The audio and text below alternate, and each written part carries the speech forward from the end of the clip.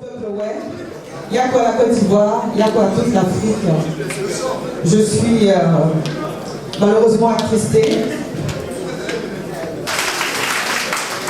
On va continuer d'être solidaire parce que l'Afrique a besoin de cette solidarité-là pour pouvoir vivre et survivre. Voilà. Est-ce que dans la salle, y a-t-il des personnes qui connaissent à peu près la charte de l'impérialisme? Bon, pas grand monde. Bon, je vais vous demander peut-être un tout petit peu de silence pour que nous puissions lire que je puisse vous lire cette charte, parce que je pense que les problèmes et en même temps la solution de notre continent se trouvent dans la lecture de cette charte. Et ensemble, on va essayer de voir comment on peut trouver une solution favorable pour qu'on puisse sauver notre nation, tout simplement. La charte de l'impérialisme. Cette charte a été élaborée à Washington pendant la trêve négrière.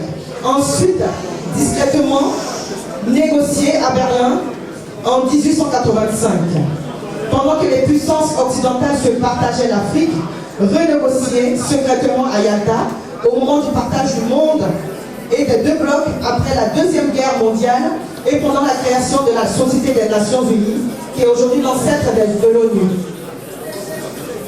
Dans la disposition générale de cette charte, l'article 1 nous dit de la devise de l'impérialisme, c'est de gouverner, de contrôler les richesses de la planète. Notre politique est de diviser pour mieux régner, dominer, piller, pour remplir nos banques et faire d'elles les plus grandes puissances du monde. L'article 2 nous dit aucun pays du tiers-monde ne constitue un État souverain et indépendant. Silence s'il vous plaît.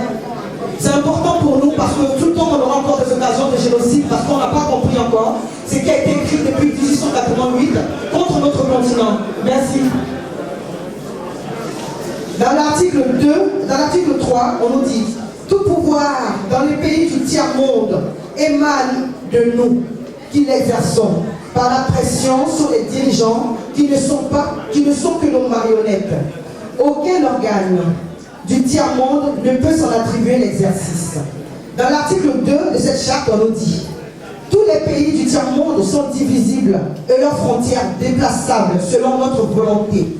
Le respect de l'intégralité territoriale n'existe pas dans le tiers-monde. Oui.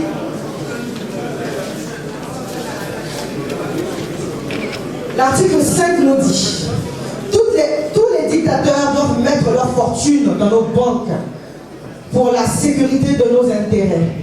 Ça, c'est le colon qui a écrit. Donc, quand je dis nous, c'est eux qui parlent, qui s'adressent au continent que nous sommes, aux Africains que nous sommes. Tous les dictateurs doivent mettre leur fortune dans leurs banques pour la sécurité de leurs intérêts à eux. Cette fortune servira des dons et crédits accordés par nous comme assistance et aide au développement aux pays du tiers-monde. Et dans la rubrique du régime politique, l'article 6 nous dit tout pouvoir et gouvernement établi par nous est légal, légitime et démocratique. Mais tout autre pouvoir ou gouvernement qui n'émane pas de nous est directement illégal, illégitime et aussitôt dictatorial, quelle que soit sa forme et sa légitimité. L'article 7 nous dit tout pouvoir qui dispose la moindre résistance à nos injonctions perd par le fait même sa légalité, sa légitimité, sa crédibilité et doit automatiquement disparaître.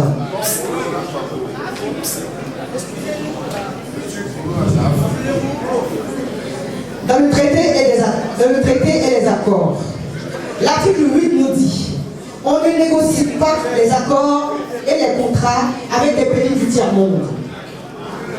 On leur impose ce qu'on veut et ils subissent notre volonté.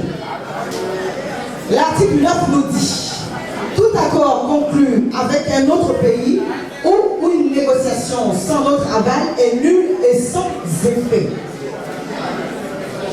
On passe dans la rubrique des droits fondamentaux. L'article 10 nous dit là où nos intérêts, les pays du tiers-monde n'ont pas le droit dans les pays du Sud, nos intérêts passent avant les lois internationales. L'article 11 nous dit la liberté d'expression, la liberté d'association et les droits de l'homme n'ont de sens que dans les pays où les dirigeants s'opposent à notre volonté.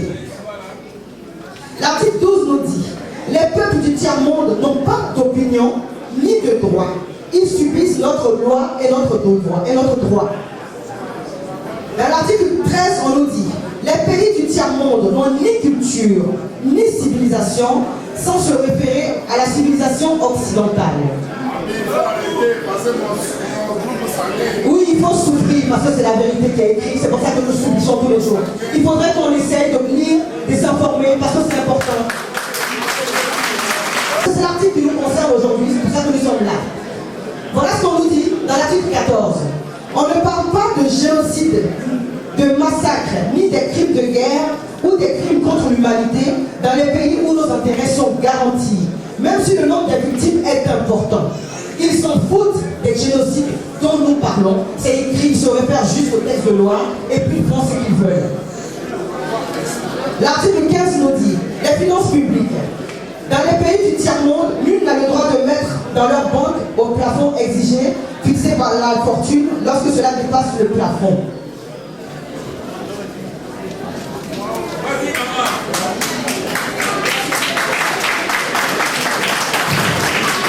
Ça donne froid dans le dos parce que c'est injuste. On va continuer un peu, je vais raccourcir parce que comme on est venu pour soutenir le peuple, ouais. Voilà, vous mettez tout, merci. Mais c'est pas long, hein. C'est des petits textes, mais c'est long pour notre histoire, pour l'histoire de notre continent. C'est très long parce que nous subissons. Et la petite lecture de cela, c'est pas plus long que les années de crimes que nous subissons depuis la nuit des temps. Donc souffrez encore un peu.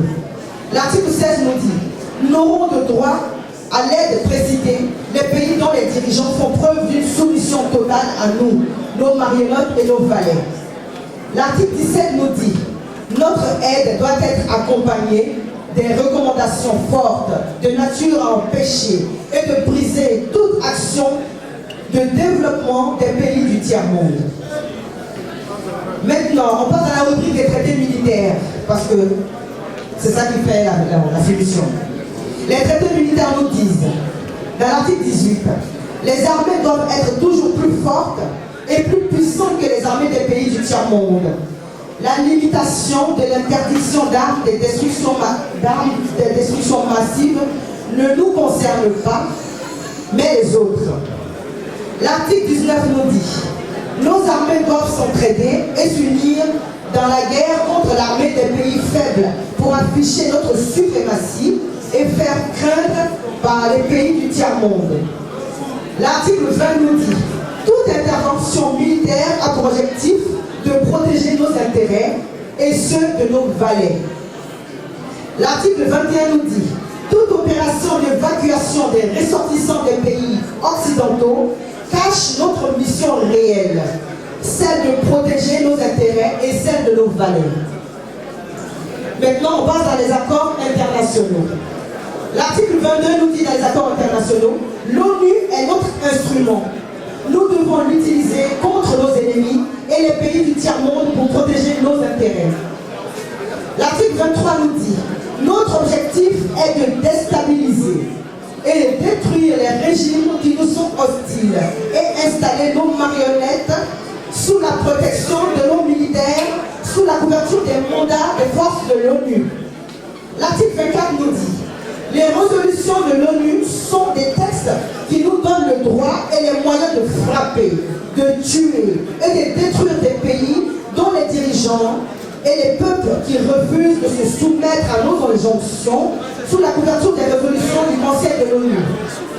L'article 25 nous dit, j'ai presque terminé, notre devoir est de maintenir l'Afrique et d'autres pays, des pays du tiers-monde dans le sous-développement, la misère, la division, la guerre, le chaos, pour bien les dominer, les exploiter, les piller à travers les missions des Nations Unies.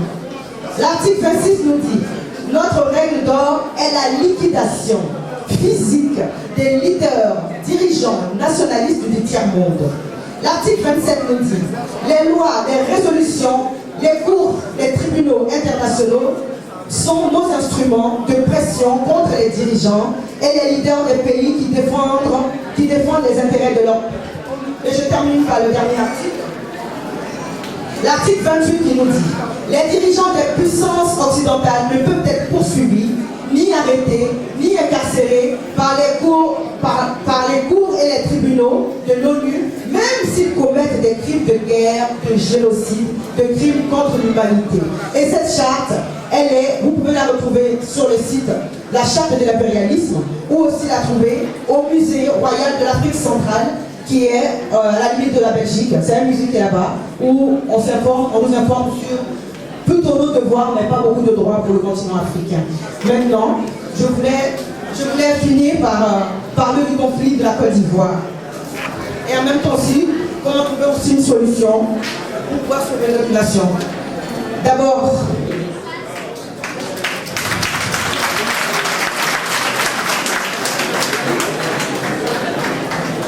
pourquoi je me permets de dire à M. Charles Konan de démissionner? Parce qu'il était Premier ministre sous Gbagbo, n'a pas réussi à résoudre les conflits des Ivoiriens, et même les problèmes des déchets toxiques.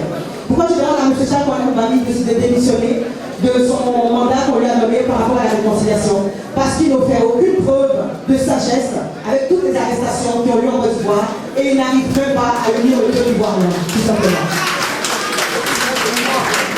Et la deuxième proposition que j'avais à faire, oui, on ne peut pas faire démissionner Charles Konan Banny sans proposer quelque chose d'autre. Moi, je propose à ce que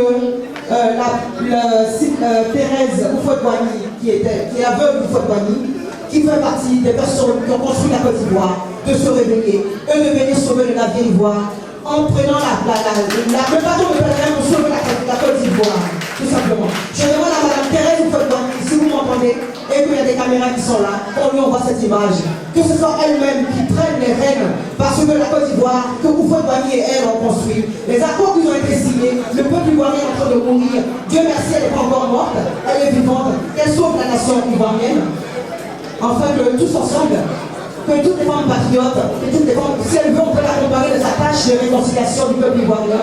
Je pense que la réconciliation passera par les femmes, tout simplement. Voilà. Et je finis par dire que toutes les personnes qui sont incarcérées, regardez toujours dans la direction de Dieu, parce qu'avec Dieu, nous allons les personnes qui sont incarcérées. À leur sortie, on va les compter un à un. S'il manque une personne, même si Dominique Ouattara est dans le ventre de sa mère, on ira la trouver là-bas. Et que Dieu bénisse.